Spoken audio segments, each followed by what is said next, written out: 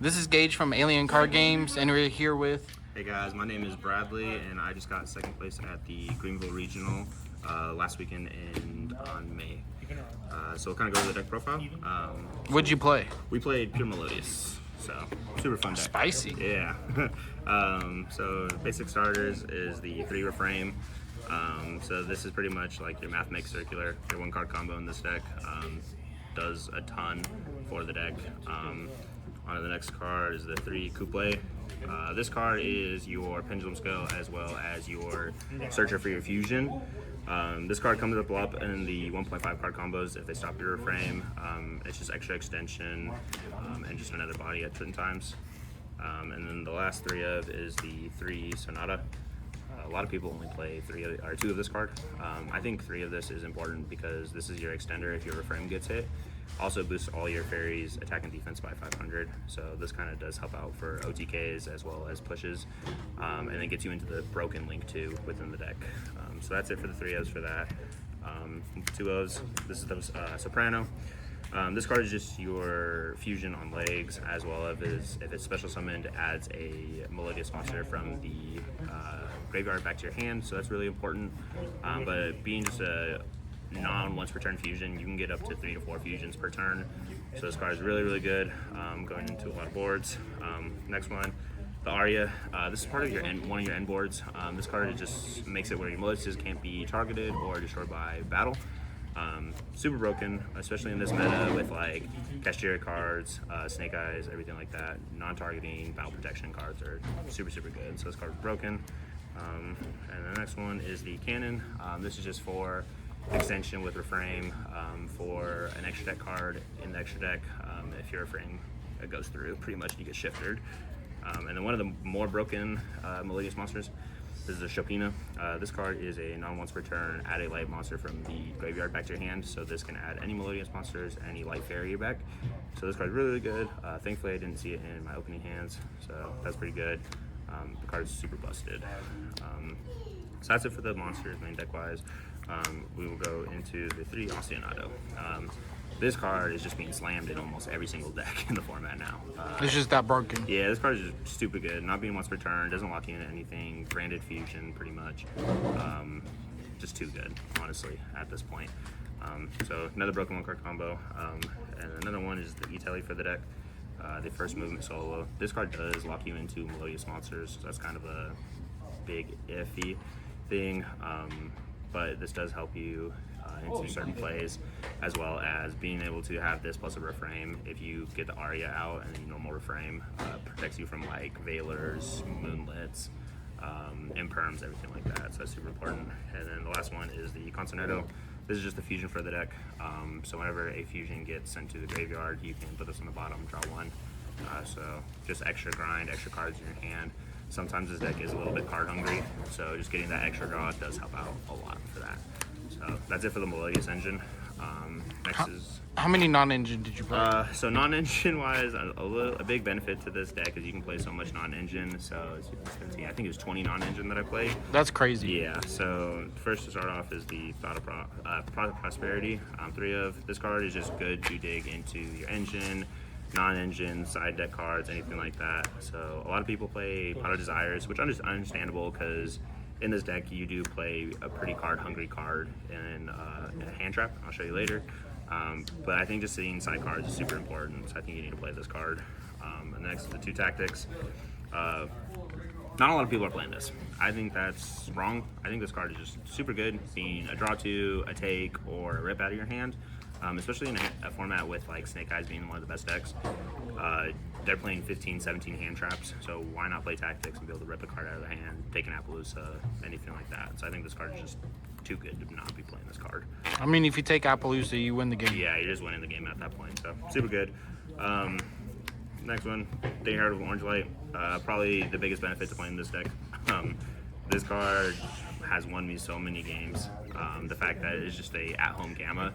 So that's why Gamma got limited, because it's just a negate and destroy, and this card says negate and destroy. So you literally just have 3 Gammas, and then the Chopina can add this back too.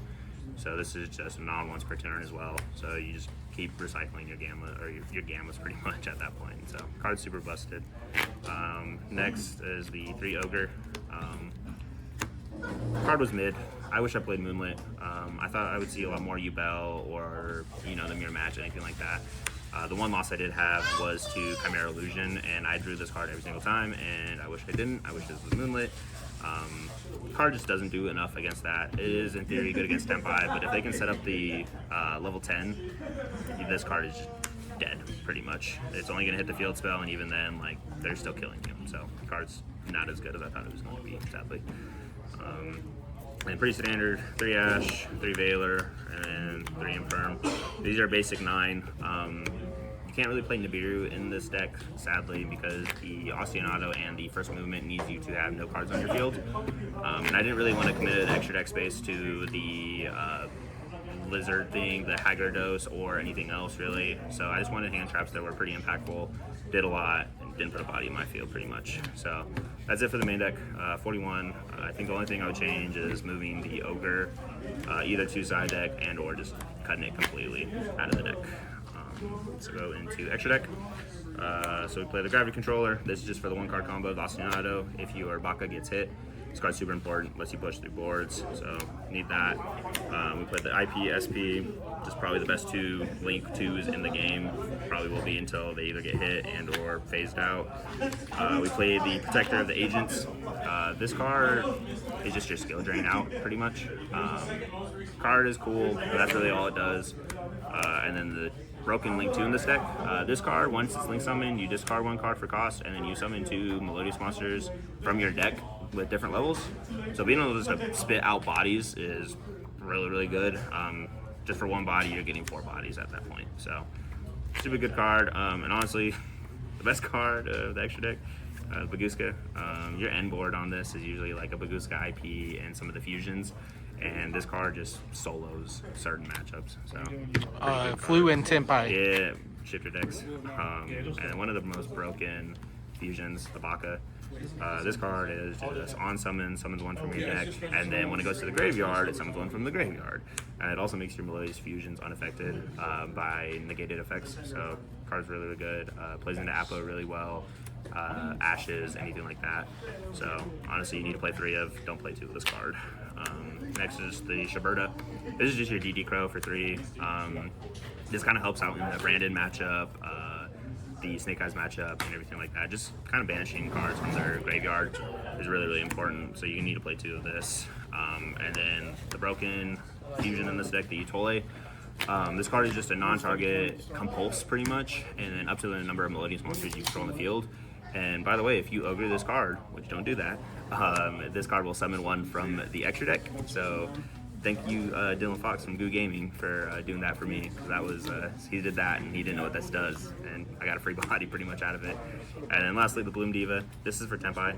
Card never came up. Again, if you're a smart Tempai player, you're making the 10 before anything, and then this just shuts everything off. So that's it for the extra deck. Probably wouldn't change anything out of this. I know you can play the Vortex Dragon package, but I don't think you really need that into this format. So on the side deck, we went 3 DD Crow. Card was mid, honestly. I wish this was Droll. It really just didn't come up at all in the tournament. I didn't play any branded, but honestly, I think this deck has an easier time into branded because everything is you just compulse all their stuff, so it goes back to the extra deck. So they're not really fusion summoning at that point. So kind of just felt mid throughout the tournament. Next one, we got the 3 evenly matched.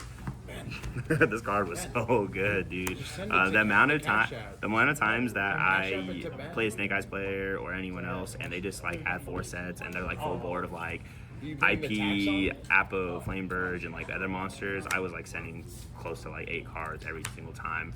And if you're not a good Snake Eyes player, you're not playing through this. You're not playing through this.